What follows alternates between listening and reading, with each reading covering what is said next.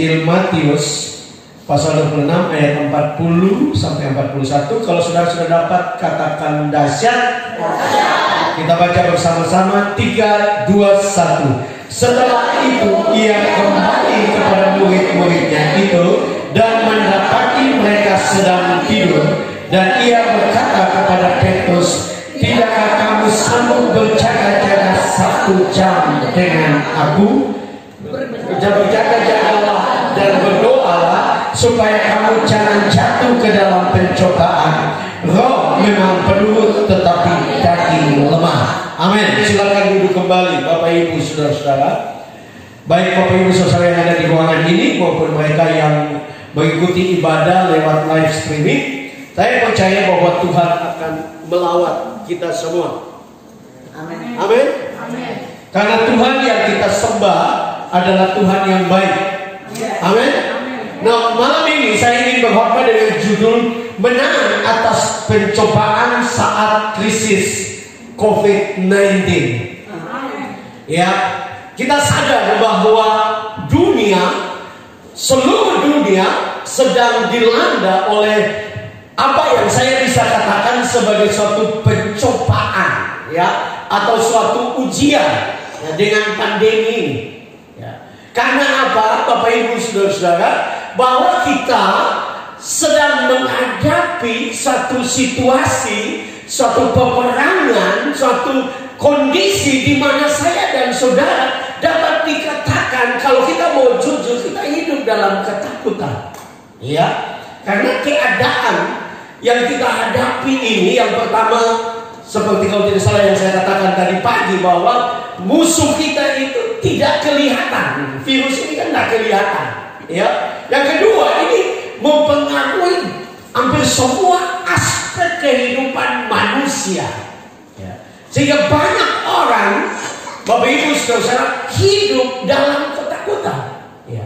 Saya waktu COVID mulai, saya dengar di Manado itu ada Ci yang punya toko. Itu Bapak Ibu saudara, kalau orang datang belanja, tiap kali orang belanja diambil uangnya dan dia cuci, ya, karena ketakutan dengan virus. Ya. Takut sekali. Dan memang kalau kita mau jujur, ya, virus ini berbahaya, saudara, ya. Karena kalau kita kena dan kalau kita ada penyakit bawaan, itu sangat-sangat berbahaya buat kita. Ya. Nah, kalau saya dan saudara bisa sehat sampai malam ini, saya percaya itu karena mujizat Tuhan. Amin.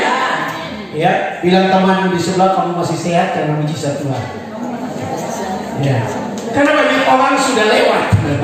Ya, karena COVID ini. Ya. Nah, dunia sedang menghadapi situasi seperti ini, Bapak Ibu saudara-saudara. Kita harus sadar bahwa, ya, pertolongan kita bisa menang apabila kita melakukan apa yang Tuhan mau. Amin. Ya, karena memang saya dan saudara harus sadar bahwa sebagai manusia kita begitu lemah. Sebagai manusia kita begitu tidak berdaya menghadapi semua ini. Ya. Nah, karena itu Bapak Ibu saudara, kita sedang membaca satu kisah yang saya waktu coba untuk menyiapkan kebenaran firman Tuhan, saya menyadari bahwa bukan saja saya dan saudara menghadapi situasi-situasi yang sulit. Yesus pun menghadapi situasi yang sulit.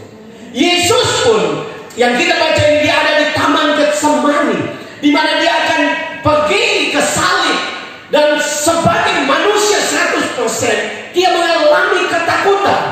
Ya. Dia mengalami ketakutan dan dia menyadari bahwa sebagai manusia 100% dia harus bergantung kepada Allah. Dia harus berserah kepada Bapa. Dia harus menyerahkan hidupnya kepada Bapa. Ya. Kalau saudara membaca di dalam Injil Lukas, karena Lukas adalah seorang dokter, dia menuliskan berbeda. Dia mengatakan begitu gentar hati Yesus sampai pelunya seperti titik-titik darah. Ya. Kenapa? Karena dia seorang dokter. Dia tahu betapa tertekannya Yesus, betapa stres stresnya Yesus. Itu sebabnya saya tidak setuju kalau orang bilang ikut Tuhan sungguh-sungguh tidak pernah tertekan, tidak pernah stres. Itu manusiawi, saudara. Yang penting jangan kita dikuasai stres. Ada waktu di mana kita sudah tidak tahu mau berbuat apa lagi. Hanya Tuhan yang bisa menolong kita. Hanya Tuhan yang dapat campur tangan dalam hidup ini. Hanya Tuhan yang bisa memberi jalan keluar. Dan kita perlu Tuhan dalam situasi-situasi seperti itu. Karena itu apapun masalah saudara malam ini, ya, percaya bahwa kalau engkau berserah kepada Tuhan, engkau pasti memperoleh kemenangan. Amin. Engkau pasti memperoleh jalan keluar. Karena kita punya Allah yang baik. Amin. Kita punya Allah yang baik, sangat baik, terlalu baik dalam hidup ini. Yang Tuhan mau dalam pencobaan, dalam kesulitan, dalam badai kehidupan, kita hanya berlari kepada Dia, bergantung kepada Dia. Sambil saya bicara, sedang saya tidak tulis di catatan khotbah saya. Saya teringat akan satu kisah di mana ada satu kapal yang berlayar dan terjadi badai, dan kapal itu menabrak karang dan semua kapal itu hancur dan semua penumpang harus berusaha untuk selamat. Dan dalam kisah itu dikatakan bahwa waktu pagi itu penyelamat datang, itu semua orang, dapat katakan hampir semua meninggal. Cuma satu saja yang selamat. Satu orang saja yang selamat. Dan mereka melakukan wawancara kepada dia. Bagaimana engkau bisa selamat di tengah badai yang begitu ganas? Bahkan kapal pun hancur dan semua orang selain engkau mati. Dan dia berkata, pada malam yang gelap, waktu kami dilanda oleh badai dan kapal mulai hancur, saya hanya berusaha untuk memegang sesuatu. Dan waktu saya memegang suatu benda yang keras, ya, nanti pagi baru saya perhatikan saya sedang memegang sepotong batu karang yang menonjol. Dan dia bilang, karena batu karang itu akhirnya saya selamat. Dalam renungan itu dikatakan bahwa batu karang itu menggambarkan Kristus. Dalam situasi yang sulit, hanya Tuhan, batu karang keselamatan kita, yang kita pegang teguh, itu yang membuat kita selamat. Amin. Yang membuat kita bisa melewati badai, yang membuat kita menang daripada badai. Ya. Nah, ada dua hal yang kita bisa belajar dari kebenaran firman Tuhan ini, menang atas pencobaan saat krisis COVID-19. Yang pertama adalah apabila kita sadar bahwa daging kita ini lemah. Ya. Nah, Bapak Ibu saudara-saudara, di sini Yesus berbicara kepada murid-muridnya satu kebenaran yang sebagai orang Kristen, sebagai orang percaya, kita harus merenungkan bahwa apa yang Yesus katakan itu sangat benar. Ya. Roh kita penurut, tapi daging kita ini lemah. Ya.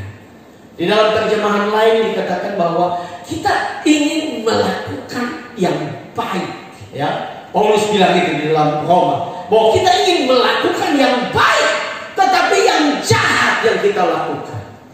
Saya percaya di hati kecil kita semua, kita ingin hidup dalam kebenaran, hidup dalam kemenangan, terus memperoleh kemenangan, ya. Tetapi faktanya, Bapak Ibu saudara-saudara, saya dan saudara, ya, saya dan saudara begitu lemah. Nah, waktu saya meneliti lemah, daging lemah, daging itu lemah. Kalau memang penuh daging lemah, kata lemah itu saudara berasal dari bahasa Yunani asthenes. Asthenes itu bukan saja lemah. Asthenes itu mempunyai arti tidak berdaya. Kita tidak berdaya. Saya dan saudara harus akui, ya. Dalam situasi seperti ini kita tidak berdaya tanpa Tuhan. Nah, saya percaya orang-orang yang kuat itu adalah orang-orang yang bergantung kepada Tuhan. Ya, karena kita tidak berdaya, kita tidak mampu. Dan keadaan ini bukan berarti saya dan saudara lemah, tidak. Justru keadaan ini supaya saya dan saudara bergantung kepada Tuhan. Amin. Waktu kita sadar kita lemah, waktu kita sadar kita tidak mampu, ya, dan kita bergantung kepada Tuhan, saya percaya tangan Tuhan akan turun untuk menolong kita. Amin. Ada ungkapan yang baik yang berkata, kalau kita mengangkat tangan sebagai tanda penyerahan, maka Tuhan akan turun tangan. Amin.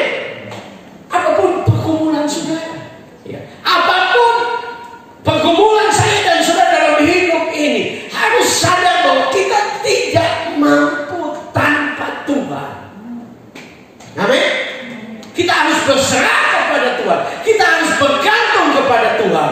Nah, asthenes juga di dalam bahasa Yunani itu bukan saja tidak berdaya, lemah, tetapi sebenarnya itu juga mempunyai arti sakit. Iya. Sakit apa? Kita begitu lemah, kita sebenarnya sedang sakit secara rohani sejak manusia jatuh ke dalam dosa. Ya. Dan cara terbaik, ya, untuk kita bisa memperoleh kemenangan adalah kita datang kepada Tuhan. Amin. Adalah kita berserah kepada Tuhan. Adalah kita sungguh-sungguh hidup bagi Tuhan. Karena kalau kita tidak dekat dengan Tuhan, siapapun kita, ya, saya teringat akan Daud, ya. Kalau kita baca tentang Daud, dia luar biasa. Seorang yang cinta Tuhan, seorang yang dekat dengan Tuhan, seorang yang hidup dalam penyembahan dengan Tuhan. Saya dan saudara semua kalah dengan Daud, ya, karena Alkitab mengatakan, dia mengatakan bahwa 7 hari sekali, 7 kali sehari aku bersekutu dengan Tuhan. Ya, artinya luar biasa. Seorang raja bersekutu dengan Tuhan. Tetapi Alkitab menunjukkan kepada kita betapa lemahnya manusia. Pada zaman itu, ya, ada apa yang disebut dengan musim perang. Ada waktu di mana raja-raja keluar untuk berperang, dan Daud tidak pergi berperang. Dan Alkitab mengatakan bahwa dia berjalan-jalan di soto istananya, dan matanya mulai melihat Batseba yang sedang mandi, dan Daud jatuh di dalam dosa. Kenapa? Karena manusia itu lemah. Daud bisa mengalahkan Goliat, tetapi pencobaan yang sebenarnya dia adalah seorang raja, dia bisa mengambil gadis manapun yang dia suka, ya. Tapi itu membuktikan bahwa manusia lemah dan dia jatuh. Beberapa hari yang lalu saya membaca di Twitter, kalau salah Menko Polhukam, ya, Mahfud MD, membuat satu pernyataan yang menjadi perenungan bagi kita. Karena kenapa? Banyak orang berpikir bahwa kalau orang punya pendidikan baik, dia akan hidup benar atau hidup baik, ya. Tetapi Mahfud MD mengatakan bahwa dalam survei atau penelitian yang dilakukan, Bapak Ibu saudara-saudara, ada 1298 koruptor di Indonesia. 1298. Satu jumlah yang fantastik, satu jumlah yang luar biasa. Dan tahukah saudara bahwa 86% adalah tamatan perguruan tinggi. Artinya pendidikan tidak menyelesaikan karakter seseorang, ya. Yang bisa menolong karakter seseorang adalah Tuhan. Mungkin engkau tidak punya pendidikan yang baik, tapi kalau engkau dekat dengan Tuhan, engkau hidup dengan Tuhan, engkau memiliki karakter yang baik. Karena kita lemah, ya. Itu sebabnya Tuhan mengingatkan kita semua, ya, hanya dekat dengan Dia saja kita bisa tenang. Amin. COVID bisa saja. Ya, ini prediksi dari para ahli kesehatan bahwa ini Indonesia bisa bulan Desember ini gelombang ketiga. Ya. Nah, ini juga akan membuat banyak orang bisa takut. Ya, mungkin karena liburan panjang, hari raya, orang pulang, orang berkumpul. Teristimewa kita orang Kristen dan Natal, ya, banyak ketemu, silaturahmi, ya. Nah, apakah kita menghadapi situasi seperti ini? Bagaimana caranya? Kita harus sadar bahwa kita harus lebih dekat dengan Tuhan. Amin. Kita harus lebih cinta kepada Tuhan. Karena saya percaya waktu kita dekat dengan Tuhan itu adalah kekuatan kita yang terbaik. Amin. Itu adalah kekuatan yang membuat kita mampu menghadapi pencobaan apapun, kesulitan apapun, tantangan apapun, persoalan apapun. Hanya ada satu cara, yaitu berlari kepada Tuhan, bergantung kepada Tuhan. Hal yang kedua, Bapak Ibu Saudara-saudara, menang atas pencobaan di tengah krisis COVID-19 adalah Tuhan menginginkan kita untuk apa yang saya sebut sebagai disiplin secara rohani. Yesus berkata, tak sanggupkah kamu berjaga 1 jam? Ya, saya percaya waktu Yesus membuat pernyataan, tak sanggupkah kamu berjaga 1 jam dengan aku, Yesus tidak kebetulan mengucapkan 1 jam. Ya. Yesus tidak asal menyebut 1 jam. 1 jam adalah sesuatu yang penting. Ya. Saya pernah baca satu buku yang berjudul Berjaga-jagalah dan berdoalah 1 jam. Ya. Buku yang sangat baik sekali. Dan di dalam buku itu didorong untuk kita sadar bahwa 1 jam adalah sesuatu yang penting bagi kita sebagai orang percaya supaya kita kuat di hadapan Tuhan. Kelihatannya kita selalu berpikir, wah, Pak Pendeta, kalau 1 jam itu untuk pendeta-pendeta, pelayan-pelayan. Kalau saya jemaat biasa ini, ya 5 menit saja sudah cukup berdoa. Saya mau katakan kepada saudara, ya, kalau saudara mau kuat, betapa pentingnya apa yang Yesus katakan ini. 1 jam. Nah, angka di dalam Alkitab itu tidak kebetulan, saudara. Nah, saya bukan orang yang fanatik dengan angka, tapi saya coba untuk meneliti, ya, bahwa angka-angka di dalam Alkitab itu adalah gambaran atau satu kebenaran rohani yang dalam. Contohnya, waktu Yesus memberi makan 5.000 orang dengan 5 roti dan 2 ekor ikan, Alkitab mengatakan bahwa sisanya 12 bakul. Ya, 12 bakul, ya, dan penafsir mengatakan bahwa itu 12 bakul itu gambaran bahwa Yesus dapat memenuhi kebutuhan bangsa Israel yang terdiri dari 12 suku. Ya. Dan Yesus membuat mujizat itu di Israel. Ya. Tapi ada mujizat yang lain yang hampir mirip, ya, yaitu Yesus memberi makan, ya, 4.000 orang. Ya, Yesus memberi makan 4.000 orang. Nah, di situ dikatakan bahwa sisanya, sebenarnya di dalam bahasa asli itu dikatakan sisanya itu 7 keranjang. Beda antara bakul dan keranjang. Keranjang lebih besar daripada bakul. Sisanya 7 keranjang. Apakah ini kebetulan? Enggak. Mujizat itu dibuat di luar dari Israel. 7 menggambarkan 7 bangsa besar yang ada di luar Israel. Artinya Tuhan dapat memenuhi kebutuhan baik itu bangsa Israel maupun bangsa-bangsa yang bukan Israel. Kembali kepada kebenaran, kita harus sadar bahwa situasi seperti ini, keadaan yang sulit, keadaan yang penuh dengan tantangan, Tuhan mau supaya kita berlari kepada Dia, dan bukan asal berlari, tapi kita bergantung kepada Dia, benar-benar berharap kepada Dia.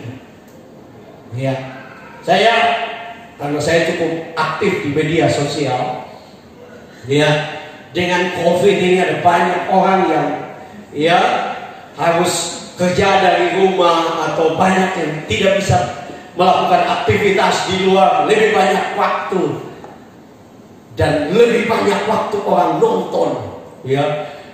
Orang bisa nonton film Korea dari pagi sampai malam, ya. Tapi kalau disuruh berdoa 1 jam, wah, ya. Kenapa? Memang yang pertama ya tadi itu, daging kita lemah, ya. Orang Manado bilang kita bisa bakar lota 3 jam, tapi berdoa baru 15 menit, bilang tuh apa lama. Kenapa? Karena kita tidak menyadari bahwa Yesus mengatakan 1 jam itu penting sekali. Ya. Nah, saya tidak perlu mengambil contoh orang lain, dan saya tidak menceritakan ini untuk membuktikan bahwa saya begitu rohani dibandingkan saudara. Tidak. Saya menceritakan ini karena ada kesadaran dari Tuhan. COVID-19 terjadi dan dapat dikatakan kami semua harus kumpul di rumah. Ya, anak-anak yang kuliah harus pulang kumpul, kuliah secara online. Dan dalam situasi seperti itu Tuhan menyadarkan saya untuk mencari Dia lebih sungguh. Ya. Dan saya sebenarnya dari waktu mahasiswa, saya orang yang tidak sombong tapi suka berdoa dan suka baca Alkitab. Waktu saya di Malang selama 4 tahun, ya 5 tahun dengan skripsi, saya menyelesaikan baca Alkitab dari Kejadian sampai Wahyu 3 kali, saudara. Bukan untuk sombong, enggak. Ya. Tetapi karena waktu saya tamat dari Sati, kemudian saya berangkat ke Ambon untuk menjadi dosen di sana, mulai sibuk untuk baik itu mengajar, berkhotbah, mulai kebiasaan untuk membaca tiap hari itu mulai hilang. Dan saya bersyukur kepada Tuhan, COVID menyadarkan saya untuk kembali. Baik kami dalam keluarga, kami mulai doa setiap pagi 1 jam, ya, 1 jam. Nah mungkin kalau saudara buka mata terus langsung Bapak kami di surga, ya, saudara mulai berdoa, memang tidak bisa lama. Bagaimana cara yang baik? Nah sekali lagi saya menceritakan ini bukan untuk saudara meniru saya, tidak, jangan. Kalau saudara beda tidak apa-apa, ya. Tapi saya mulai Tuhan bawa di dalam cara doa yang berbeda, ya. Nah sekarang teknologi menolong kita, apalagi sudah di kota. Ya. Apa yang saya lakukan? Saya membeli speaker kecil, kemudian saya dengan aplikasi tertentu saya mulai download live praise and worship, dan saya mulai putar. Dan saya mulai bangun pagi saya putar. Yang di belakangan ini yang saya lakukan, saya menggunakan ada YouTube, nama YouTube Voice of Worship. Itu setiap pagi dia 1 jam menyembah, memuji, menyembah. Tidak ada khotbah. Nah kami pakai itu dan kami putar. Dan hal yang baik menurut saya, sekali lagi supaya tidak perlu tiru, ya. Tetapi hal yang baik, saya membaca satu artikel yang lain yang berhubungan dengan kesehatan. Katanya kalau orang jalan tiap hari minimal setengah jam, dia tidak akan kena stroke dan kena jantung, kena penyakit jantung. Nah itu 2 penyakit yang berbahaya sebenarnya. Nah saya mengambil keputusan, saya putar agak besar, saya tutup pintu depan dan saya jalan-jalan 1 jam. Jadi sambil olahraga saya jalan, ya. Nah mungkin sudah tahu bagaimana. Tapi yang saya lihat, yang pertama adalah saya lebih fokus untuk menyembah, ya. Karena kalau kita doa duduk, saya tidak tahu saudara, tapi banyak hilangnya daripada doanya, ya. Banyak hilangnya, ya. Hilang, apalagi kalau tidurnya lah, ya. Nah saya lakukan itu, dan saya mulai kembali membaca firman. Saya membaca. Ada satu penelitian yang dilakukan. Ternyata Alkitab itu kalau saudara membaca, saudara pegang begitu tebal. Tapi kalau saudara baca setiap hari 1 jam, dalam waktu 71 jam, saudara selesai membaca Kejadian sampai Wahyu. Nah, saya sudah lakukan itu. Ya. Sejak COVID saya mulai lakukan itu. Jadi hanya kalau 71 jam, 1 hari 1 jam, kan cuma 2 bulan lebih. Kita sudah selesai kejadian sampai wahyu. Nah, saya melihat ini sesuatu yang penting. Kondisi ini Tuhan mau supaya saya dan saudara kembali kepada Dia, bersekutu dengan Dia, bergantung kepada Dia, mengandalkan Dia. Amin. Supaya kita kuat. Memang orang atau para ahli memprediksi ya dengan usaha dan apa semua itu kita harus bersikap positif untuk semua itu, bahwa akan bisa ditangani, bisa dikendalikan. Tapi kita juga harus sadar bahwa Alkitab mengatakan bahwa di akhir zaman ini makin lama dunia makin jahat, dunia makin sulit. Nah, siapa yang mampu untuk melewati? Siapa yang bisa menang untuk melewati? Saya percaya hanya orang-orang yang bersekutu dengan Tuhan, hanya orang-orang yang kembali kepada Tuhan, berjaga 1 jam, berdoa kepada Tuhan, bersekutu dengan Dia, mengandalkan Dia, menjadikan Dia menjadi kekuatan di dalam kehidupan kita. Ya. Karena kebetulan saya mengajar disiplin rohani, saya membaca saudara orang-orang yang dipakai Tuhan ya di dunia modern itu bukan saja orang-orang yang pintar ya, tapi orang-orang yang bersekutu. Ya, satu contoh adalah mungkin saudara tahu Billy Graham, penginjil yang dianggap dalam tanda kutip itu sempurna karena dia tidak pernah ada masalah perempuan, tidak pernah ada masalah keuangan. Dia dapat dikatakan bersih dalam hidupnya. Dan Billy Graham dalam kisah hidupnya dikatakan dia membaca Alkitab 100 kali dari Kejadian sampai Wahyu. John Sung, obor Asia, membaca Alkitab 100 kali. Ya. Tuhan pakai dia luar biasa. Nah, Tuhan mau supaya kita mengambil waktu 1 jam untuk bersekutu dengan Dia. Ya. Di dalam materi disiplin rohani ada ungkapan yang baik. Ya. Orang yang sukses pun harus berdisiplin. Karena kita kenal istilah makin tinggi pohon makin kuat anginnya. Makin tinggi pohon ini menggambarkan makin tinggi seseorang, pencobaannya makin banyak. Apa yang bisa menolong dia, apa yang bisa menjaga dia adalah dia terus berdisiplin, terus bersekutu dengan Tuhan, terus dekat dengan Tuhan. Bahkan ada ungkapan-ungkapan yang baik bilang begini. Saya pernah baca di status Facebook ya, orang yang berlutut dan berdoa dapat berdiri untuk melakukan hal-hal besar. Itu benar. Saya khusus saudara pelayan Tuhan, saya mau katakan mimbar ini hanya sebentar dalam tanda kutip. Apa yang engkau lakukan di kamar pribadimu itu menentukan apa yang terjadi di mimbar. Ya, dan itu benar. Apa yang kita lakukan secara pribadi dengan Tuhan, waktu kita ada di luar, kita ada di marketplace, itu akan nyampak. Ya. Karena makin kita dekat dengan Tuhan, saya percaya kemuliaan Tuhan makin nyata. Amin. Penyertaan Tuhan makin nyata. Mujizat Tuhan siap terjadi. Kalau kita dekat dengan Tuhan, kalau kita intim dengan Tuhan, kalau kita bersekutu dengan Tuhan, ya. Sebenarnya kalau kita berjalan dengan Tuhan, mujizat itu sebenarnya sepele. Amin.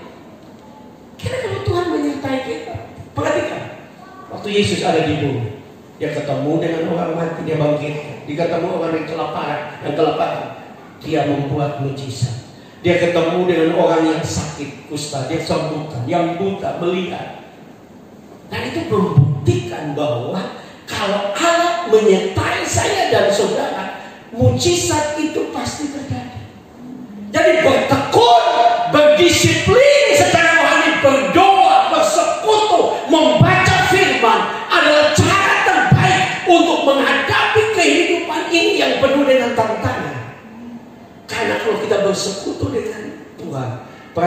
Musa waktu dia naik ke Gunung Sinai bersekutu dengan Tuhan. Alkitab mengatakan bahwa muka Musa bercahaya sampai orang Israel tidak mampu untuk melihat.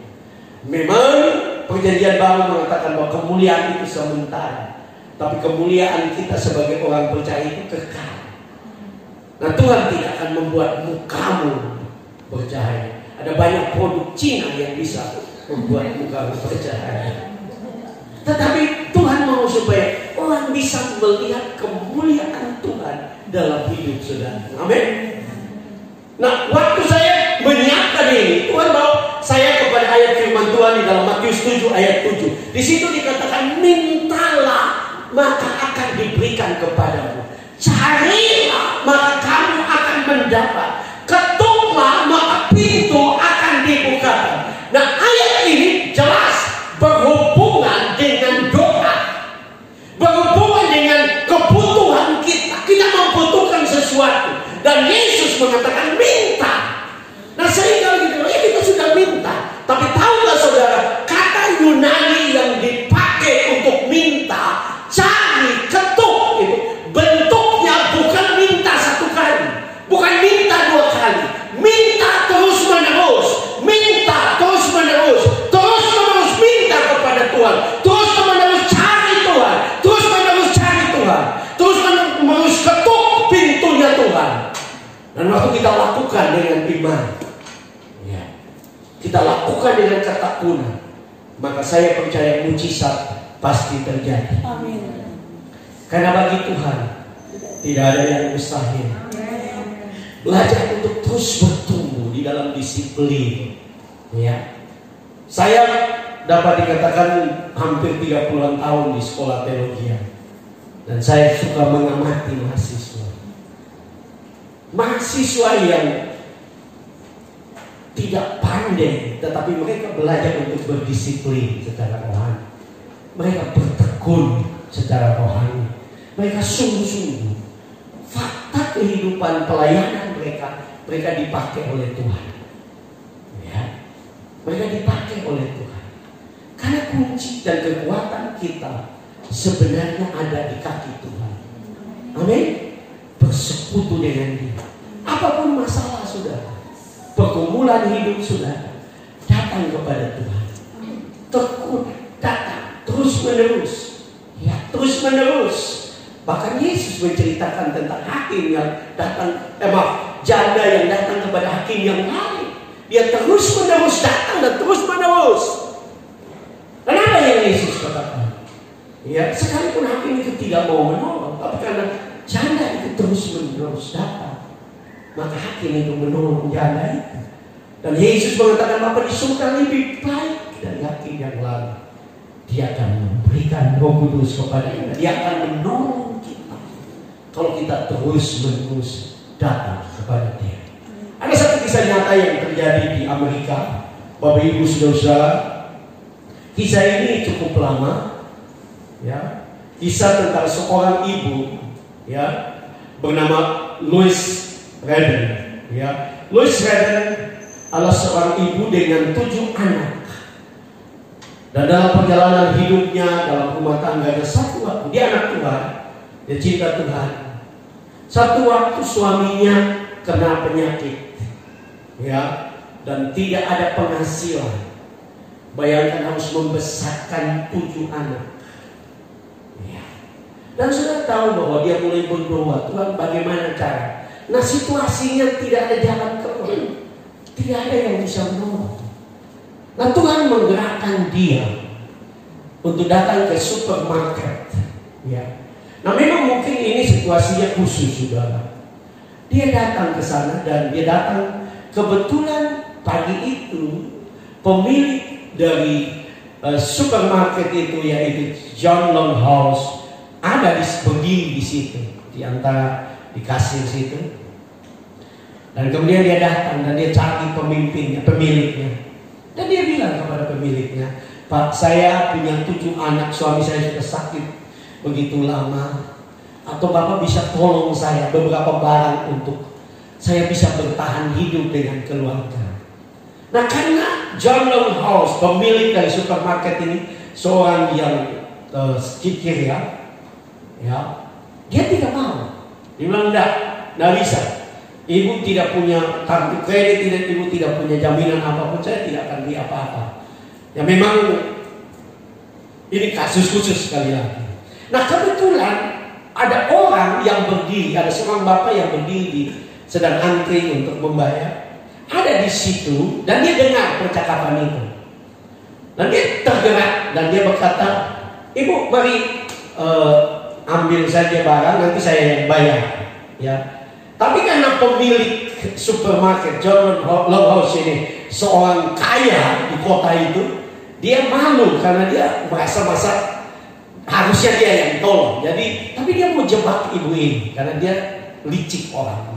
Dia bilang, ibu maaf, ibu punya daftar belanja? Nanti saya akan kasih sesuai dengan daftar. Nah, ibu Louis Redden ini dia tidak bawa daftar belanja. Tapi kemudian dia ambil sebuah kertas, ya, dia tulis, ya, kata-kata tertentu, kemudian dia serahkan kepada pemilik ini. Nah, tahu saudara, pemilik ini mau jebak dia. Nah, kebetulan ada timbangan di situ. Dan waktu ibu itu serahkan, dia bilang begini, saya akan timbang daftar belanja ibu dan berapa berat daftar belanja ibu, maka saya akan memberikan barang sesuai dengan berat daftar itu. Nah, saudara, daftar belanja kertas mau berat berapa? Tapi waktu pemilik supermarket John Longhouse dia menaruh kertas itu di timbangan, anehnya jauh timbangan jalan, saudara. Jauh timbangan jalan. Dan karena di depan banyak orang, pemilik supermarket ini sudah tidak bisa bantah karena dia sudah janji. Jadi ibu ini mulai ambil barang dan banyak sekali yang dia ambil. Banyak sekali. Dan kemudian singkat cerita, karena dia sudah berjanji, akhirnya ibu ini ambil semua, ya. Dan waktu ibu ini mau pergi, itu orang yang tadi mau tolong, dia berkata, ibu tunggu, saya akan berikan lagi ibu $50. Dan dia kasih $50. Tahu gak saudara, waktu ibu ini pergi, pemilik supermarket ini ambil kertas itu. Dia pikir betul ada daftar belanja. Di kertas itu tertulis, Tuhan, Engkau tahu kebutuhanku, aku berserah kepadamu. Nah, saya tidak mengajak saudara untuk pergi di supermarket mulai cari timbangan dan menulis. Setiap orang dengan kasus spesial, pengalaman iman spesial. Tapi intinya, kalau engkau dekat dengan Tuhan, Tuhan tahu kebutuhan. Ya. Di akhir dari artikel itu dikatakan, Tuhan tahu bobot sebuah doa, berat bobot sebuah doa. Waktu engkau tekun berdoa, engkau terus bersekutu dengan Dia, mujizat bagi Tuhan itu sepele. Mujizat bagi Tuhan itu hal yang sederhana. Kalau engkau berserah, bergantung, hidup sungguh-sungguh berserah kepada Dia.